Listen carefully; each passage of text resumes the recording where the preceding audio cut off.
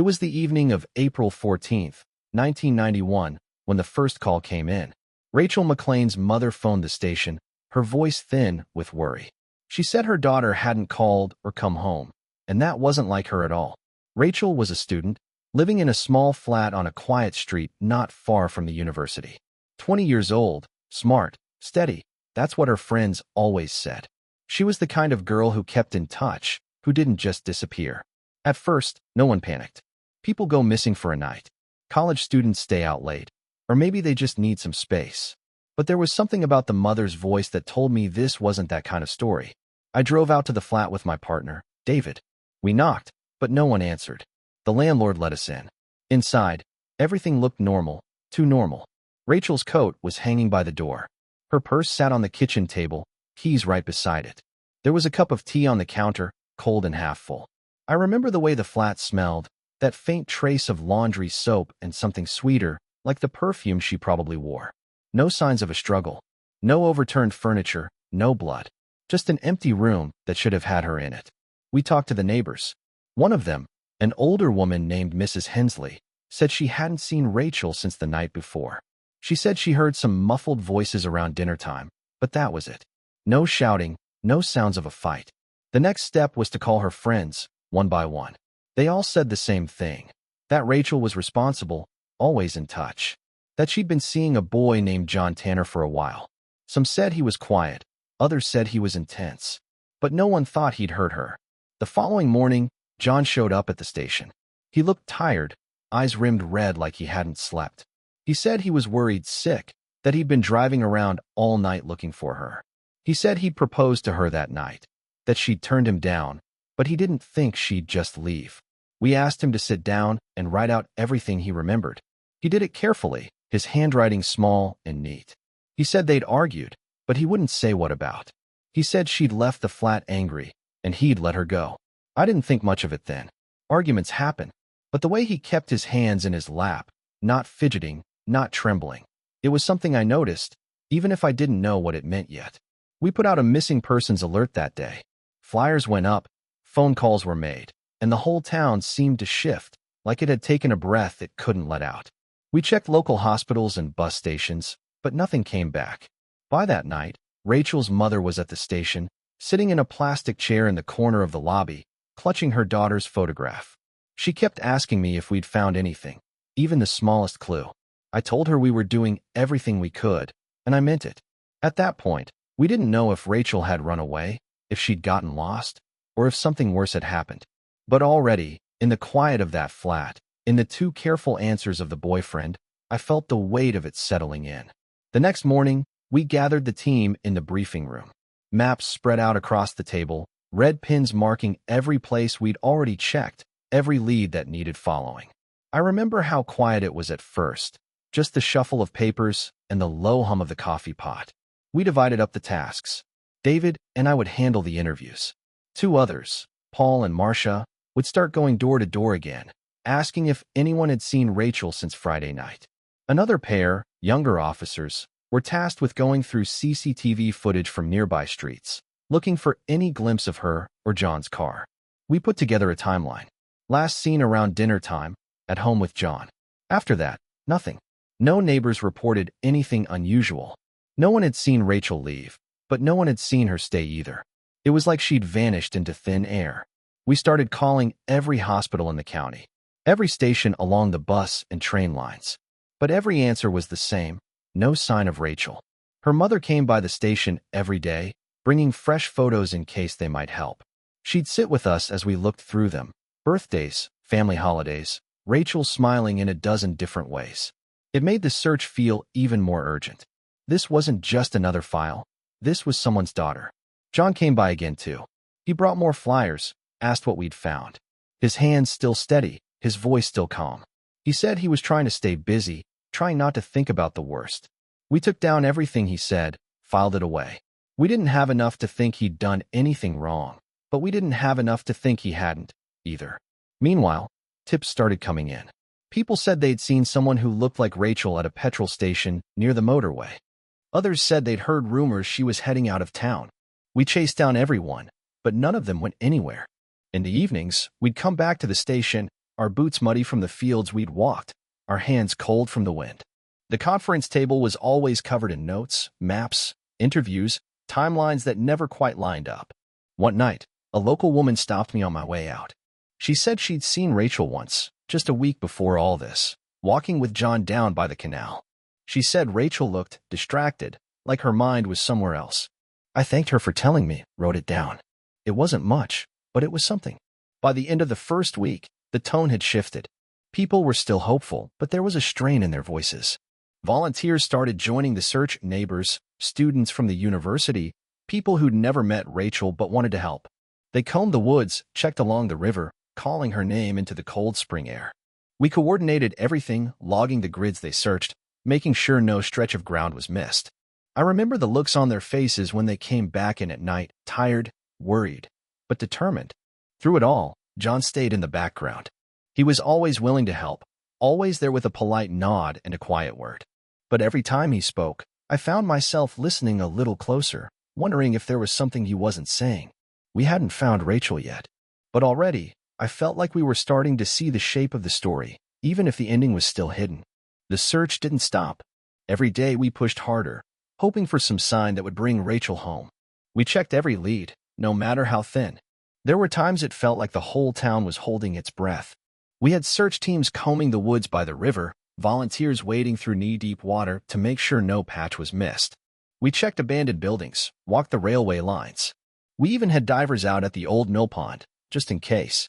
The days started to blur together. Mornings began with fresh maps and new orders. Evenings ended with boots lined up by the door, heavy with mud and exhaustion. Every time the phone rang, we hoped it would be the break we needed, but it never was. Inside the station, we kept the board updated. A photo of Rachel, maps of the search areas, notes about every call we got. Her mother would stand there sometimes, staring at it like she was trying to will the pieces to come together. John kept coming in, too.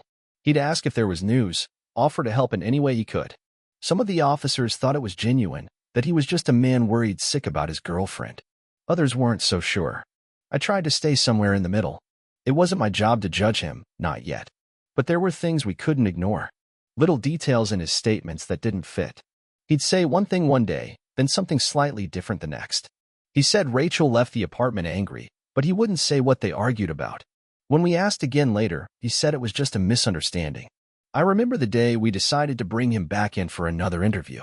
We sat him down in the small interview room, just the hum of the air vent and the click of the recorder. We didn't accuse him of anything, just asked him to walk us through that night again. He did, carefully. Too carefully. His answers were short, almost rehearsed. No hesitation, no real emotion. Just facts, or what he wanted us to think were facts. Afterwards, my partner and I compared notes. He's not slipping, David said. But he's not grieving, either. And he was right. I'd seen real grief before. This wasn't it. Meanwhile, the public started talking. People who'd never met Rachel felt like they knew her now. They'd stop us in the street, asking if we'd found her. They'd drop off food at the station, say they were praying for her safe return. That's what happens in a small town. Everyone becomes part of the story. We didn't let the talk distract us. We kept pushing, going back over every inch of her flat, every word she'd said to her friends. We talked to her professors at the university, her classmates, even people she barely knew. Everyone wanted to help, but no one had the answers we needed. 17 days is a long time when you're looking for someone. It feels like a lifetime. And every day that passed made it harder to believe we'd find her alive. But we kept going. Because that's what we owed her, and that's what we owed her family. 17 days. That was how long Rachel had been gone when we finally found her. It was a bright morning, the air heavy with that kind of spring chill that seeps into your bones. It was one of the younger officers, Mark, who first noticed something in the corner of Rachel's flat. We'd been through that apartment so many times already, but he said he had a feeling, something about the way the carpet didn't quite sit right. We pulled it back, slowly. Underneath, there was fresh wood. Nails that hadn't been there before. The room went quiet. Even the radio in my hand seemed to go still. We pried up the boards carefully, one by one, until there was just enough space to see what lay beneath. She was there, wrapped in plastic, hidden away as if she were just another thing to be stored. Rachel McLean, the girl everyone had been searching for. The girl whose face we'd come to know like our own. I remember the way the air in the room felt. Heavy, cold. No one spoke. We didn't have to. We called it in, and the rest of the team came running. They sealed off the street, put up the yellow tape. Neighbors stood out on their porches, watching in silence. We worked carefully. Forensic teams moved in, photographing every angle, every nail, every inch of that small hiding place. They moved her gently, as if even then she deserved respect. She did. She always would. Her mother was waiting at the station. I had to be the one to tell her. That's a job that never gets easier. I told her we'd found Rachel, but that she was gone. I don't remember what she said back, just the way she closed her eyes and held onto the edge of the table like it was the only thing keeping her upright. That same day, we brought John Tanner back in. We didn't tell him right away. We just let him sit there in the interview room, quiet and small in that hard chair. When we told him what we'd found, he didn't say a word at first, just stared at the floor. Then he started talking. Said they'd argued that night. Said she didn't want to marry him. That he'd lost control, blacked out, and when he came to, she was dead. Said he didn't know what to do, so he hit her and tried to pretend it hadn't happened. He talked like he was reading from a script, careful and measured. But the words didn't matter. We had the body. We had the evidence. And we had the truth. He was charged that night. Murder. No chance of bail. I remember watching him as they led him out of the station in handcuffs. He didn't fight. He didn't say a word. Just walked out into the night, his head down. For us, it was the end of the search. For Rachel's family, it was the end of hope. And for John, it was the start of something he could never walk away from. The trial started in December. The courthouse was packed every day. Neighbors, friends, reporters, all of them wanted to hear how a bright, promising girl's life had ended under the floorboards of her own flat. John sat at the defense table, wearing a suit that didn't quite fit. He looked smaller than I remembered, shoulders slumped, hair too neat, like he was trying to play a part. He didn't say much. He let his lawyer do the talking. The prosecution laid it out piece by piece. Photos of the flat, the plastic she'd been wrapped in, the carpet pulled back to show the fresh wood. They played his confession, the tape where he said he just lost control. Said he didn't remember the moment it happened. But that didn't matter. The facts were clear. I remember Rachel's mother sitting there in the front row every day. She never looked away from him. She didn't cry, not in front of him. I think that was her way of showing him that he couldn't break her, no matter what he'd taken. John's lawyer tried to argue it was an accident. Said he was a young man, confused and desperate. But none of it mattered when you heard the recordings. When you saw the pictures. When you remembered that he hadn't called for help, hadn't tried to save her. He'd wrapped her up and hidden her away like she didn't matter at all. The jury didn't take long. They found him guilty of murder. When the judge read the sentence, life in prison, John didn't react. No tears, no outburst. Just that same blank stare. I remember walking out of the courtroom that day. The cold winter air hit me in the face, and for the first time in weeks, I felt like I could finally breathe. We'd done what we could for Rachel. It wasn't enough. Nothing ever would be, but it was something. People think that's the end of it. That once the trial's done, everyone just goes back to normal. But it doesn't work like that. Rachel's family still had to go home to a house with her pictures on the walls. They still had to find a way to live with the empty space she left behind. For us, it was on to the next case. Another file, another missing person, another family waiting for answers. But I never forgot Rachel, or the way we found her, or the look in her mother's eyes when she finally got the truth. Years passed, but I never really stopped thinking about Rachel. I'd see her mother sometimes, at the grocery store or the post office.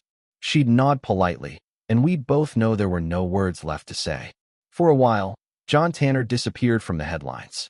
I heard he was transferred to a prison down south, kept his head down, did his time. 12 years. That's how long he spent locked up for taking her life. When I heard he was released, it didn't sit right with me. I'd seen the photographs, heard the recordings of him confessing. I'd seen how he tried to hide what he'd done, tried to carry on like nothing had happened. And now he was walking out a free man.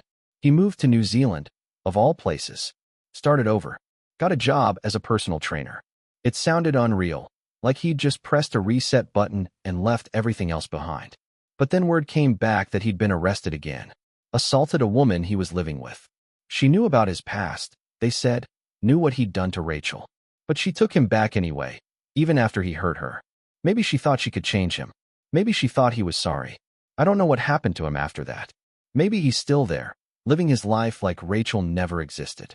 But I think about her often. about how she should have had the chance to grow up, to finish school, to travel the world, or start a family of her own. People say time heals all wounds. But some wounds don't close, not really. They just become part of the person you are. For me, Rachel's face is part of the job I'll always carry. A reminder that sometimes the worst things hide in the people we think we know best. I still drive past her old street now and then. The flat's been rented out again. Fresh paint on the door, new curtains in the windows. No one there knows what happened inside those walls. But I do. That's what stays with me. Not just the crime, but the silence that followed. The empty space where Rachel should have been. And maybe that's all any of us can do. Remember the ones we couldn't save, and hope we can do better for the next.